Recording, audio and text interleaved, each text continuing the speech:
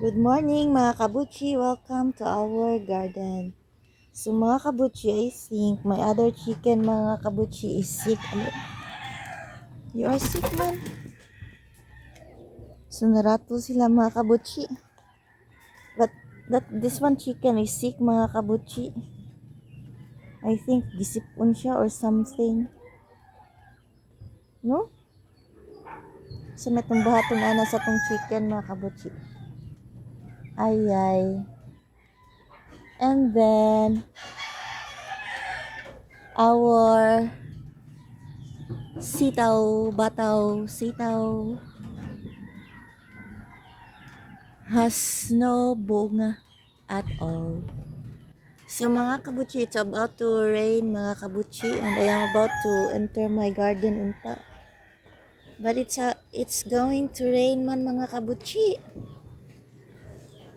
So I have a ampalaya there for harvest na mga kabuchi. Asa nga? Here. For harvest unta na siya. So supposed to be we are going to have an update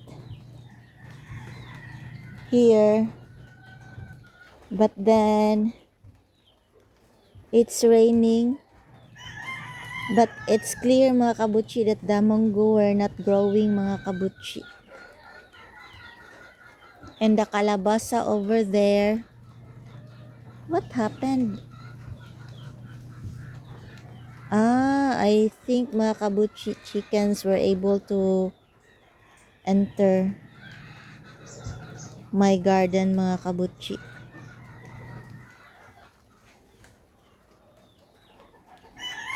And the wild ampalaya over there. So we will just replant na lang mga kabuchi. We will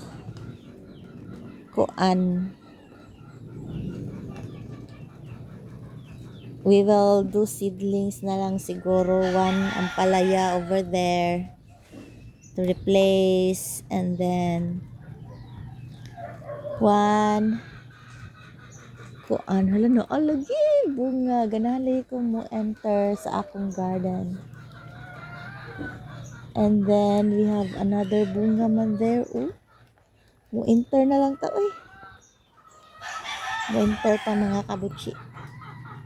So we're now inside mga kabuchi because I've seen this one mga kabuchi, diba? The purpose really of our garden is to see this kind of fruits hanging in my trellis, and then we're glad to see we already have one. So the other, it's raining good mga kabuchi. The other, this one died.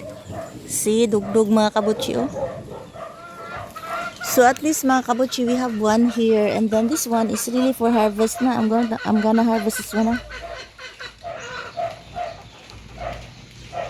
Ayun. Post na akong video mga kabuchi. So we harvested this crook ampalaya mga kabuchi. It's raining na gid mga kabuchi.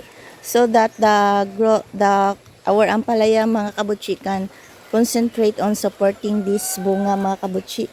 So it's raining na gid mga kabuchi. It's raining. And then look at my 2 lemon fruits. I'm excited to harvest na this one mga kabuchi. And then right here mga kabuchi, we planted alugbati. And I'm glad that they're okay.